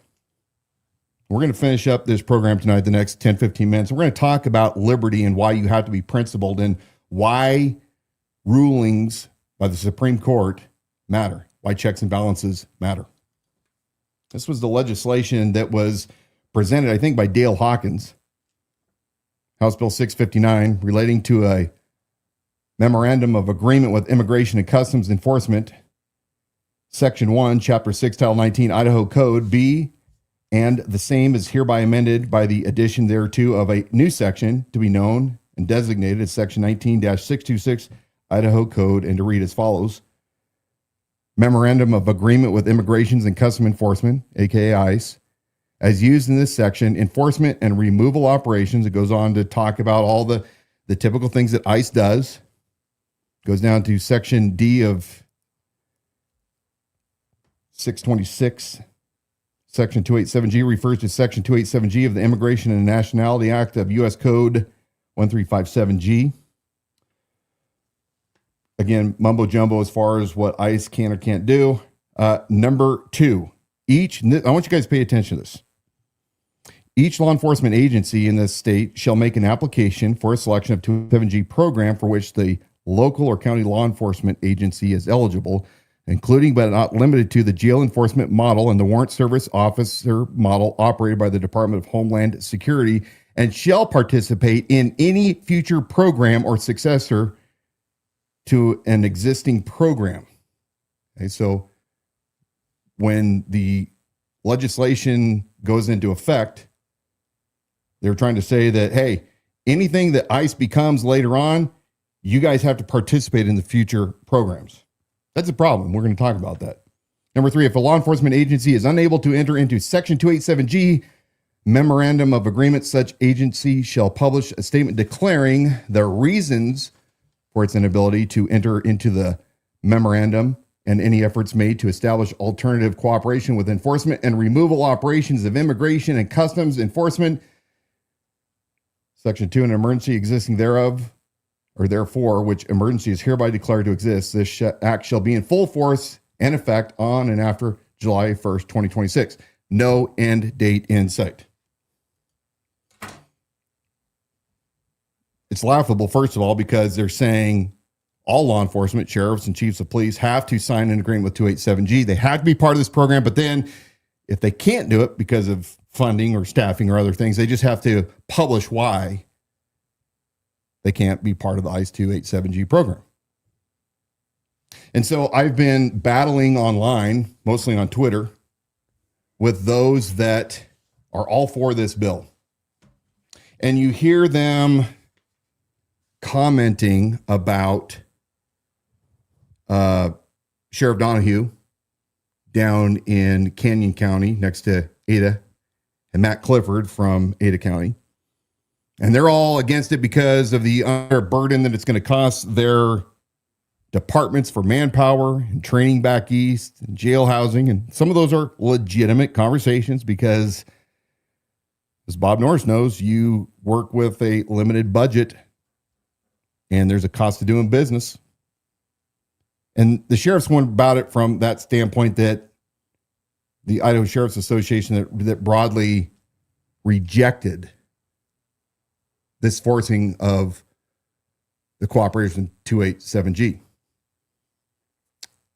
It does look like that Clifford and Donahue are not really willing to participate in immigration enforcement at all. I really don't know the stats. I haven't talked to either one of those guys. So this is just speculation.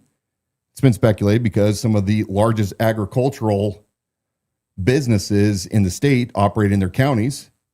And we all know that there's a problem right now with protecting illegals that are working for these different farms and agricultural businesses. So it's not in their model to go after. And I get that, and that's wrong. My belief is that if you're here illegally, you have to go back. Humanely. You have to be treated humanely, but you have to go back. So what is Dan Wilson's bitch with what the legislature was doing? Well, it comes down to what we call checks and balances. And, you know, this started when the founders were drafting the Constitution. And in fact, when Hamilton and Madison, John Jay, penning under their pseudonyms, the Federalist Papers, to convince New York with their arguments as to why New York had to sign on and ratify the Constitution, there was always this debate back and forth. Will a centralized government eventually become king of the entire country? At that time, 13 plus states that were all independent, but compelled to enjoin each other for obvious reasons. And what are the limits supposed to be? Those of you that have studied history and gone through civics, you understand that we have checks and balances in our system. You have the three branches of government, all equal, accountable to each other, but they are their own entities. And then you have this issue between the states, which are the parents to the federal government, and you have another layer of checks and balances. Let's go to our last slide here. I want to read you guys something that the founders had to say. We're going to go to the second last page because this is part of my argument. Hamilton was very wise when he said, "We may safely rely on the disposition of the state legislatures to erect a barrier against the encroachments of the national authority." Meaning that if the federal government started outstepping its bounds from those that were delineated into the Constitution, the states are more than powerful enough to be that stop, to say, no more, you're not moving any forward, any greater than what you're trying to do right now. We reject it. You hear words like the Supremacy Clause and the 10th Amendment, all those things. The amendments hadn't been made at that time, but there was supposed to be sufficient barriers between the governments. And so when you look at the government, we really have three types of government. You have the federal government, and you have the state government.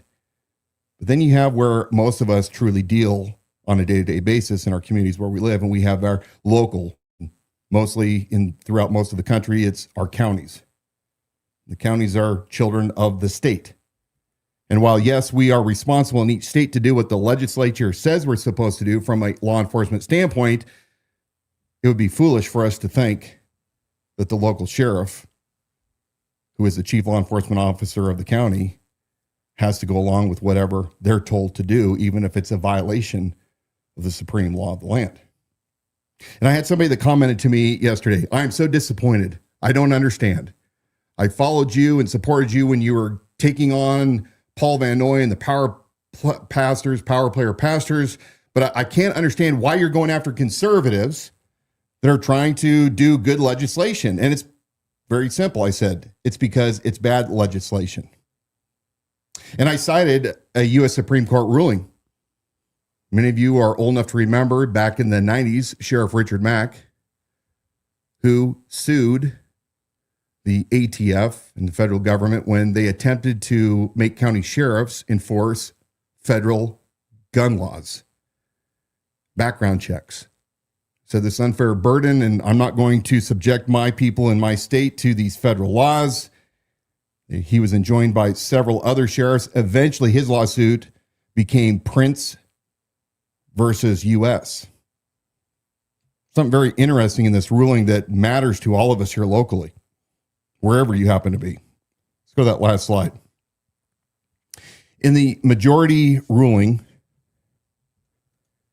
the majority opinion penned by Justice Scalia, he cites Federalist 85 and others, and he says, the framers rejected the concept of a central government that would act upon and through the states and instead designate a system in which the state and federal government would exercise concurrent authority over the people. The federal government's power would be augmented immeasurably and impermissibly if it were able to impress into its service and at no cost to itself police officers of 50 states. The argument came back. Well, that's the feds forcing locals to do it. And if the state says you have to do it, then you as a sheriff under the Dillon law has to comply. No. Florida may be doing it. Let's see if a lawsuit comes out of it. I don't know 100% their individual details of the legislation that they passed. Let me be very clear at my position. For all of those that are calling me a rhino, a liberal, you know, the typical cliches and the name calling gets thrown around because you stand on principle. You have to understand that Scalia understood in that ruling that the CLEO, the chief law enforcement officer of the county, is very much independent. It doesn't just stop at the state level, because your sheriff has to be the last defense between an out of control, unaccountable, not only federal government, but a state government. Does not mean that a sheriff gets to arbitrarily make laws, but it is his job from a constitutional standpoint to reject orders. John Locke in his Two Treaties of Government talks about the very fact that your chief law enforcement officers have to put themselves in the middle to stand in that gap, even at that individual's own expense. And I believe that if this were tried all the way to the Supreme Court, it would be found unconstitutional. You cannot force any law enforcement agency, whether it's at state level or whether it's at a local county level, to join up and do what the federal government tells them to do from a law enforcement standpoint. And lastly, I would ask you this question for those of you who right now in the heat of the moment that are emotional, that say, well, we have to do something. You watch Minneapolis, you watch Washington State, you watch Oregon, you watch other areas around the country, Chicago, where law enforcement is standing back and not assisting their federal partners. Good moral sheriffs would join these programs voluntarily of their own accord. But anytime you're talking about forcing a sheriff to do any enforcement action on behalf of a federal agency under compulsion, under forced compulsion, you're going to have a fight. It's not the way we do things. And the very people that are emotional right now that say it's important that the sheriff be forced to do this because we got to get rid of all the illegals. Well, let me ask you this. What happens 6 years ago? Let's go back in time during the COVID lockdowns and the discussions under the Biden administration of forced vaccinations. You remember what Biden was saying. You're not going to be able to go to work. You're not going to be able to go to school. You're going to be isolated.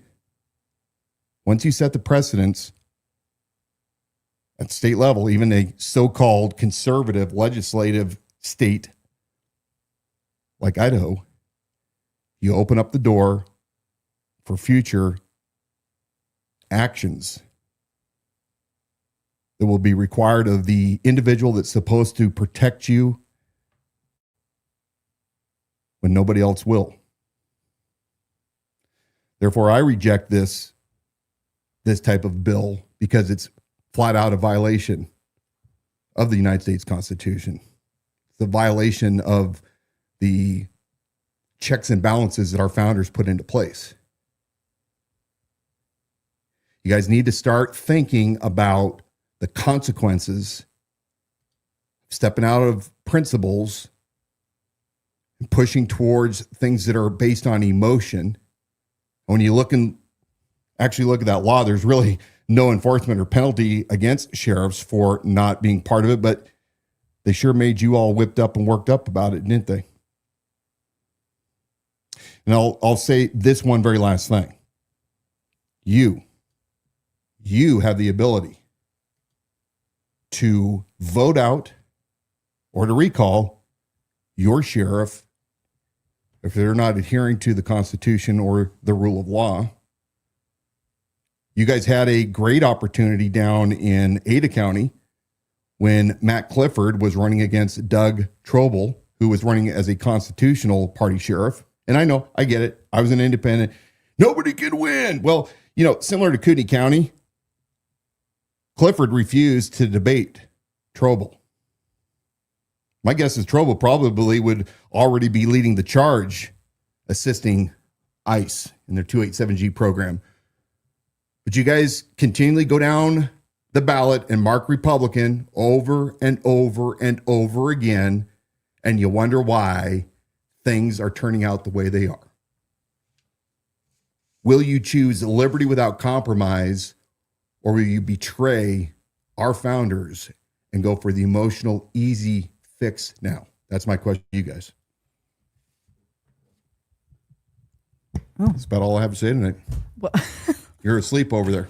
I was taking a little nap. Mm-hmm. Taking a little walk nap. us out of here. Or are we going to take questions, or what are we going to do? I can walk us out, but I did highlight some of the comments being made throughout the program. So maybe as I'm reading, those. well, you can. I was just going to say there are probably more ones you put up on the screen, not necessarily those to respond to, but there's some fun ones there.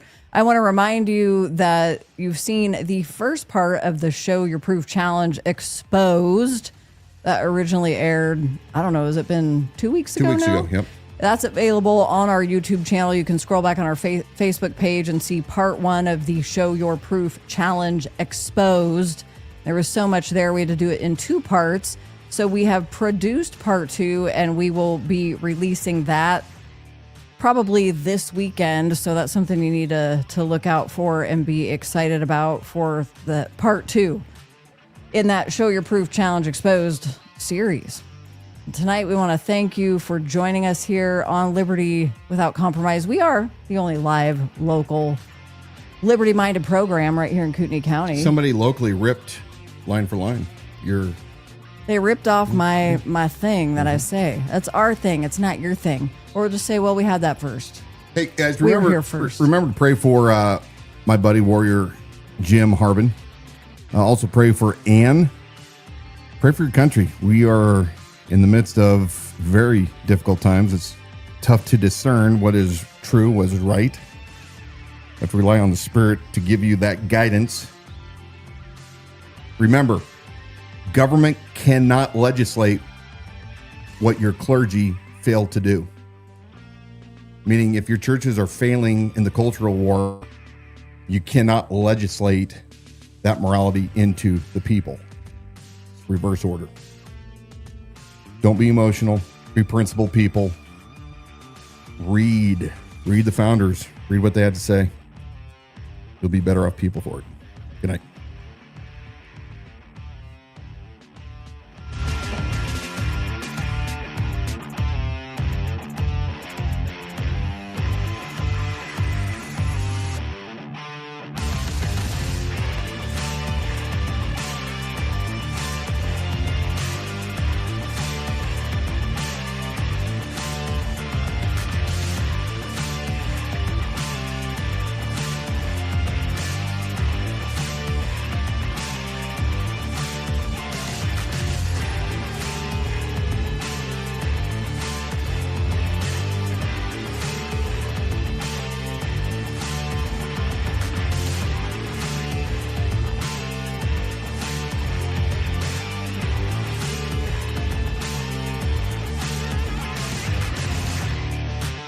Ryan Hallow, you can piss off. Yeah, I was a commissioned police officer for 12 years. I was actually closer to being post-certified than Bob Norris was. Time's expired by a year now.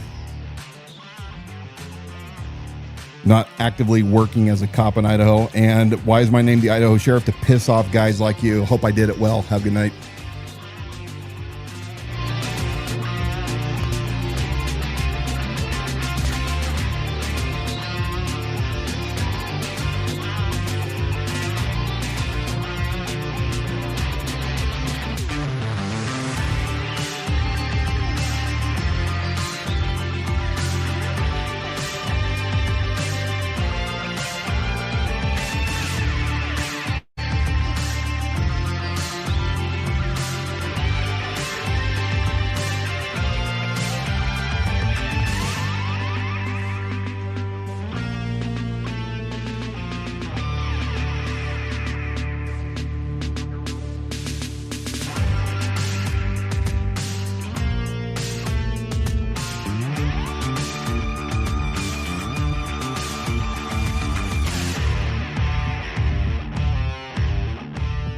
That's from gluten.